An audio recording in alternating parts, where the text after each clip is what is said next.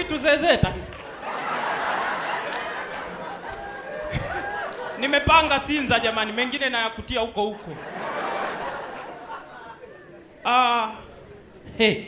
Maisha haya kipotoshi ni wa kunipa kazi mimi.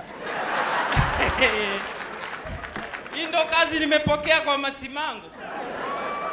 Anasema Eliudi, nilikutangulia, una ndugu wengi, lakini fikiria mimi. Nimewanyima wangapi hii kazi? Sawa, naweza nikakulipa kidogo, lakini ukajichanga Eliudi, ukasema ujinyime hapa ufungue sehemu ya kuuza maziwa. Yaani kipotoshi hataki nibadilike. Kweli nikauze maziwa jamani. Sasa faida ya kuwepo mimi hapa ni nini? Na ameniambia tena kama Mungu atakupa mahusiano, uchaguage vizuri. Unamwona mwenzio Bilnasi wamempa gari. Sasa mimi nipewe gari, ni mwanamuziki. Ananitosha wangu Konsolata. Yuko Mbeya mtoto nywele nyekundu.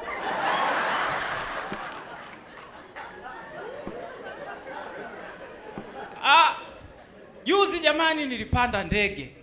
Nilikuwa naenda Mbeya. Nyie aliyegundua ndege tuwe tunamuombea.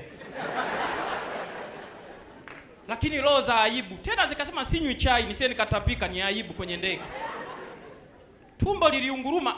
Mule kwenye ndege kwanza hamnaga kelele na shangaa. Na nikawa nategea nione wenzangu chooni ni wapi.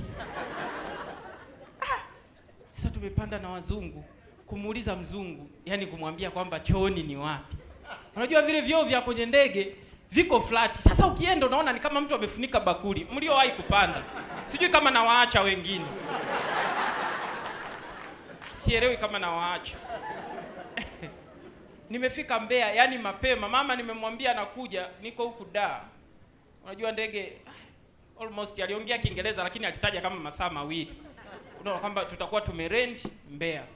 Kwa hiyo tulivyofika Mbeya, yani nimefika, just imagine unamkuta mama bado anachambua mboga. Umempa taarifa asubuhi. Sasa vile unavyochambua naye mboga, wewe umetoka Dar es Salaam. Jamani ni heshima kuwa hapa nyie hamjui. Nyie hamjui. Pale mama ndo anaanza kumshtaki mume wake kwangu. Yaani babako haelewi kabisa. Hizi socket amezihamishia huku. Nafoka. Kwani anafanya vitu kama mtoto?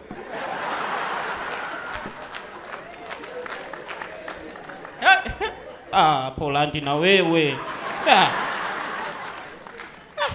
Pamoja na kulipa ada ukasema nisimwache hivi. 20,000 ni kubwa sana, ninakokaa Makongo kule. Na sasa kule Makongo ninakokaa sasa niwapeleke. Kule mimi wanajua kabisa kwamba ni star na naonekana kwenye TV. Changamoto ya ukiwa unajifanya unaonekana kwenye TV, kununua sukari ya 500. Nyie. Kwanza ukifika pale dukani, inabidi uelezee ni ya nini. Unaanza kulalamika, ila juisi. Matunda ya siku hizi haya hivi vizuri.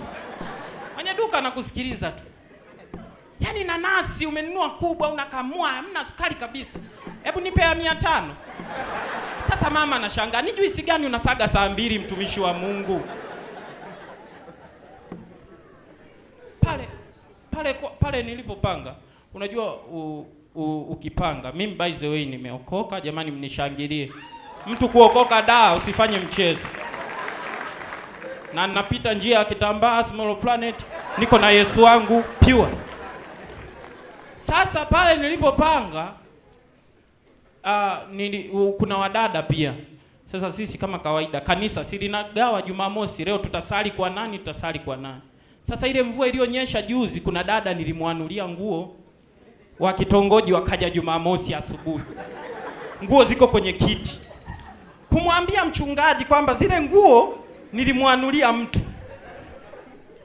Sasa mchungaji akaja, huyo anayeongoza kitongoji, akazisukumia pembeni. Anakaa, anaangalia kwamba huyu kumbe ameoa na asemi kule kanisani. Tunavyokuwa tunaombeaga tukisema walete barua za kuombea ndoa, mbona analetaga? Yaani kuniuliza lile. Sasa kumbe wamegundua kwenye kuomba kati wanatoka. Walitaja. Tunakemea roho nyemelezi. Kama kuna uzinzi wowote unaendelea. Nikazibeba, nikasema mchungaji sio zangu. Nimeuona mchicha. Hii mboga nyie. Unajua ikoleagi nyanya hii.